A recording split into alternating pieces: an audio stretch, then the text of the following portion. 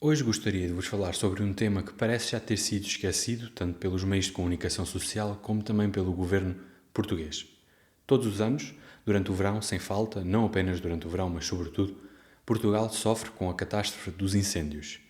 Este ano já entrou para a história, como sendo um ano negro, foi o ano onde ardeu a quarta maior área desde 1996. É também de lamentar as vítimas mortais que já aconteceram este ano e os meus pésames para as famílias dessas vítimas. Já abordei o tema dos incêndios do ponto de vista dos meios de combate aéreo aos incêndios, podem ver esse vídeo no meu canal também. No entanto, hoje vamos falar sobretudo sobre as tendências históricas dos incêndios. Todo o vídeo vai ser baseado em dois grandes ficheiros fornecidos pelo SGIF que podem ser encontrados no site do ICNF. Vejamos por isso o que podemos deduzir a partir desses ficheiros. Ora, como disse na introdução, vejamos por isso o que podemos deduzir a partir das tendências e do que aconteceu historicamente nos incêndios em Portugal. Desde já, o SGIF fornece um ficheiro muito importante que nos permite de verificar exatamente quantos hectares arderam cada ano desde 1996 e também que nos permite diferenciar entre floresta, matos e pastagens e também áreas agrícolas. Como podem ver, as áreas agrícolas não foram contabilizadas até 2000, até o ano 2000. Podemos ver aqui que houve 3 grandes anos onde houve uma grande área ardida, sobretudo em 2003, 2005 e também em 2017, sobretudo com a tragédia de Pedrógão Grande, obviamente. E este ano, segundo o SGIF, já terão ardido por volta de 250 mil hectares, ou seja, será o quarto ano, como disse na introdução também, com maior área ardida. Podemos também deduzir, ou não deduzir, mas observar, que em geral a maior parte da área ardida são matos e pastagens. No entanto, nos anos onde existiram os 3 grandes incêndios, podemos ver que, sobretudo, que foi mais floresta que ardeu. Por exemplo, em 2013 arderam 286.055 hectares de floresta contra apenas entre aspas, obviamente, 139.671 hectares. O mesmo caso também em 2005, 213 mil contra 125 mil e em 2017, 329 mil contra 170 mil. No entanto, se formos ver as tendências dos outros anos, geralmente é mais matos e pastagens que ardem do que floresta. Por exemplo, pegamos 2000, 90 mil contra 68 mil, 2010, 46 mil contra 87 mil. Por isso podemos ver que quando há maiores incêndios é mais floresta que arde do que matos e pastagens, se bem que a tendência geral é que seja que haja mais matos e pastagens que ardem do que floresta. Passando agora ao próximo slide, podemos observar que este slide demonstra a média de hectares ardidos por incêndio e a quantidade de incêndios. As barras definem a média, a área ardida por incêndio em média, e a linha azul define a quantidade de incêndios. Podemos ver que a quantidade de incêndios tem tendência a diminuir, ou seja, há cada vez menos incêndios em média, mas que parece que a área por incêndio tem aumentado. E tendo observado isto neste gráfico, decidi também dividir este set de dados. Aqui podemos ver a quantidade de incêndios rurais e podemos ver claramente, ou seja, cada bola representa um ano e quanto maior a bola, mais incêndios rurais houve. E podemos por isso observar que há uma grande descida em média da quantidade de incêndios rurais que existem por ano. No entanto, se virmos a área ardida por incêndio rural em média, podemos ver a barra castanha, obviamente, que está a subir, ou seja, a área ardida em média por incêndio está a aumentar. Ou seja, o que é que nós temos? Temos uma descida forte da quantidade de incêndios por ano, em média, mas temos também um aumento do impacto que cada incêndio tem, ou seja, da área ardida por incêndio, o que é algo interessante de notar também. Ora, neste gráfico podemos ver o tipo de solo florestal, ou seja, no primeiro gráfico tínhamos a divisão entre a floresta, matos e pastagens e também a área agrícola.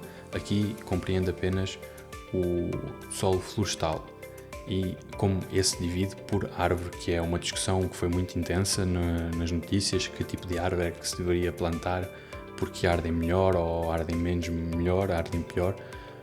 E então podemos ver aqui que, sobretudo, o que ardeu foram eucaliptos e pinheiros bravos, foram as árvores que mais arderam. No entanto, apenas considerar estes dados desta maneira pode ser enganoso, porque tem que se levar muitas outras questões em consideração. Por exemplo, a maioria dos incêndios que há são no norte, quais são as árvores que estão mais presentes no norte do que no sul. Também há outros fatores, como por exemplo, sim, a resistência aos incêndios, que também é algo estudado, mas o espaçamento entre cada árvore também é algo importante. Podemos também depois ver quantos hectares de cada tipo de solo florestal ardeu por ano. Por exemplo, o Pinheiro Bravo, em 2017, foram 164 mil, ou seja, ainda foi um grande impacto nos incêndios de 2017. Mas, por exemplo, se formos ao Sobreiro, teve um grande impacto no incêndio de 2003, mas como podemos ver em 2017 não houve um tão grande impacto do Sobreiro. Os carvalhos é um dos tipos de árvore mais discutidos nas notícias, por alguma razão, que muitos dizem que são dos tipos de árvore mais resistentes aos incêndios. No entanto, como podemos ver, não há qualquer tipo de tendência que se possa observar, talvez uma ligeira diminuição desde 1996 até agora em área ardida em carvalhos. Depois temos os outros tipos de árvores também, o pinheiro manso, o castanheiro, a alfarrobeira, se não me engano, sim, não tinha ardido, não arde muito, mas é preciso, como disse, levar muitos fatores em consideração, sobretudo a localização destas árvores em relação a onde ocorrem os incêndios também. E aqui neste gráfico podemos ver a percentagem que cada árvore corresponde do solo florestal ardido desde 1996 até 2024. Podemos ver que o pinheiro bravo corresponde a 42,37% da área ardida e os eucaliptos a 36,27%. Ou seja, são os dois grandes tipos de árvore que mais ardem. Mas como disse, e como podem ver aqui, há muitos fatores influenciadores, os dois grandes, sobretudo, que foram discutidos, é a localização e a dispersão, ou seja, o espaço entre cada árvore. Tendo encontrado um estudo, o sexto Inventário Florestal Nacional de 2019, consegui, através dos dados que lá estavam, mas eram dados muito reduzidos, ou seja, há uma grande margem de erro nos dados, deduzir onde se encontram, por exemplo, os carvalhos. Os carvalhos encontram-se sobretudo no Alentejo e, como disse, a maioria dos incêndios, e como é geralmente sabido na gíria, a maioria dos incêndios ocorrem sobretudo no norte de Portugal, ou seja, não estando os carvalhos no norte, é normal que ardam menos do que, por exemplo, os eucaliptos. No entanto, também estão no centro, tem alguns no norte, mesmo assim 21,05% dos carvalhos estão no norte, alguns em Lisboa e no Algarve 0%, duvido muito, por isso é que eu disse também que o set de dados tem uma grande margem de erro. Tentei fazer o mesmo para os pinheiros bravos, por exemplo, com os dados que estavam disponíveis no mesmo inventário, e aqui cheguei a uma conclusão interessante, ou uma dedução, não é conclusão, uma dedução interessante, onde, por exemplo, os pinheiros bravos, tendo sido, como vimos, o tipo de árvore mais ardido desde 1996, no entanto, assim como também os carvalhos, que tinham apenas 21,05% da sua população ou da sua existência no norte de Portugal, o pinheiro bravo ainda tem menos do que isso, tem 19,9%. Ou seja, é interessante verificar isto e assim conseguimos deduzir, ou pelo menos eu deduzo, que a localização geográfica não seja tão importante quanto outros fatores, por exemplo. Utilizando o mesmo ficheiro, era possível deduzir ou calcular a dispersão de cada tipo de árvore. Ou seja, o que é que isto nos permite? Colocando a percentagem da espécie que está dispersa contra a percentagem ardida, podemos observar que, tirando o sobreiro, o pinheiro bravo e o eucalipto são os dois tipos de espécies que estão menos dispersas.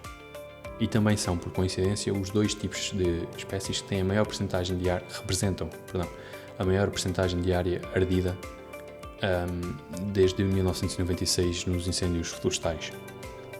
Ou seja, o que é que eu consigo deduzir daqui? Não tendo qualquer tipo de estudos na área, o que eu consigo deduzir é que o tipo de espécie que está mais dispersa é mais importante do que a localização geográfica da espécie, por exemplo. É um fator mais importante, a percentagem de dispersão, do que a localização geográfica, como vimos antes. Tanto o pinheiro bravo como, por exemplo, o carvalho estavam os dois bastante presentes, ou equitavelmente presentes, no norte de Portugal. Como podemos ver, por exemplo, a alfarrobeira, que foi um tipo de árvore que nós vimos não ardia muito ou quase nada, é o tipo de árvore que está mais dispersa no solo nacional. Ora, utilizando o segundo ficheiro, como mencionei no início havia dois, utilizando o segundo ficheiro, que já é desde 2001, já não é desde 1996, permite-me fazer a divisão geográfica, e entre outros fatores, mas por agora a divisão geográfica, da média anual de hectares ardidos por distrito. E como podemos ver, a Guarda, Viseu e Castelo Branco são os 3 distritos com maior média anual de hectares ardidos e, em contrapartida, temos Évora, Lisboa e Setúbal com as 3 menores áreas médias de áreas anuais ardidas em hectares. Ora, este ficheiro também me permite calcular a percentagem de incêndios anuais que são intencionais, ou seja, a taxa de incendiarismo. E como tenho aqui escrito, até 2006 a vasta maioria dos incêndios não eram investigados. No entanto, a partir de 2006 começou a haver um melhor trabalho de investigação, não sei, 2006 coincide com a anulação ou a destruição do Serviço de Guardas Florestais, mas desde aí tem havido um melhor trabalho de investigação e podemos ver que há uma tendência a aumentar a percentagem de incêndios que são intencionais.